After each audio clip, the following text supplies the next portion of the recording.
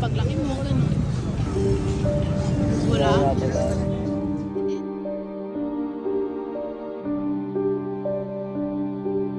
Sa murang edad, dala ng mga batang ito ang responsibilidad na hindi pa dapat nila pasan.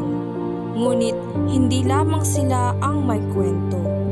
Sa likod ng kanilang araw-araw na pakikibaka, may mga taong nakakasaksi sa kanilang sitwasyon. Madalas po nakakita mga batang nagtitinda ng mga goods or Meron, iba naman. Hindi para pa yung mga tinda nila, iba-iba. maraming mga bata dito. Marami. Gabi, madaling araw, marami. Bakit sila nagtatrabaho sa ganong edad?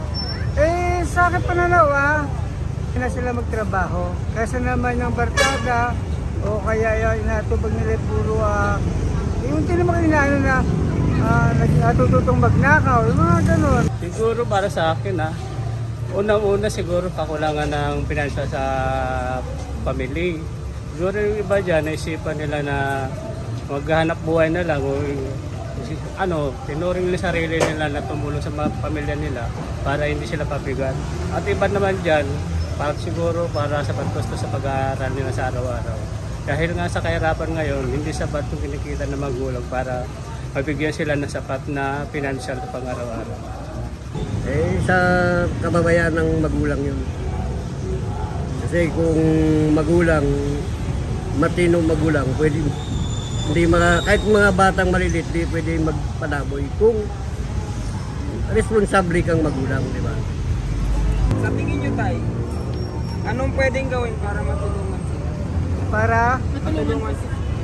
para sa akin naman, gusto matulungan sila, yung magsinikap sila mag-aaral na mabuti. Kung gusto nila kahit paano kumita, magtinda-tinda sila, kahit malita kita, para may baon sila, kahit paano makatulong sa magulang.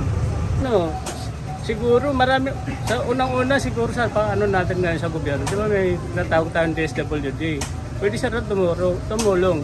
Pero kung tayo rin naman bilang isang mamamayan, kung kaya natin tumulong, kung may sapat din tayo na financial o sobrang pera, maaari din tayo tumulong. So magkita naman ng pagbibigay ng pagkain. O, kung kaya, bigyan mo sila ng aral para sila matuto at hindi maligaw ng landas.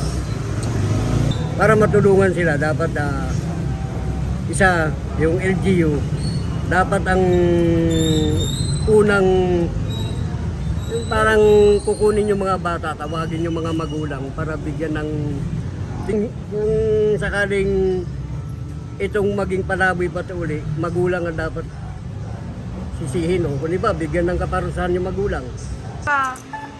Naka-encounter na po kayo ng mga bata na yun nga po, gumagawa na Meron kami nahuli ngayon. Mark Santos pangalan. marami po. Sa tingin niyo po, mga ilang taon po? 16 daw siya eh. 16. Bawal doon sa saktan, sabi niya. Kasi minor siya. Pero kaya niya magnakaw.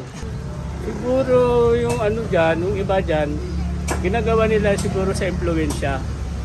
Alam mo natin sa paligiran natin, maraming impluensya ng mga batang gumagawa ng kalukuhan, dala lamang ng mga kakaibigan o kaya iba sa kagipitan. Hindi natin sila masasisi kung gano'n na nangyari sa kanila. Pero dapat bilang isang mamamayan, kailangan natin sila intindihin o bigyan ng oras para bigyan natin sila ng pagkakataon na isaayos nila ang kanilang buhay. Ang bawat barya na kanilang tinatanggap ay simbolo ng kanilang responsibilidad at kabataan na nawala sa lansangan. Sa bawat barya, may kwento. Sa bawat kwento, may pangarap. Sa bawat pangarap, may pag-asa. Sa pamamagitan ng ating simpleng tulong, maaari nating baguhin ang kanilang kinabukasan. Isang barya, isang pagbabago.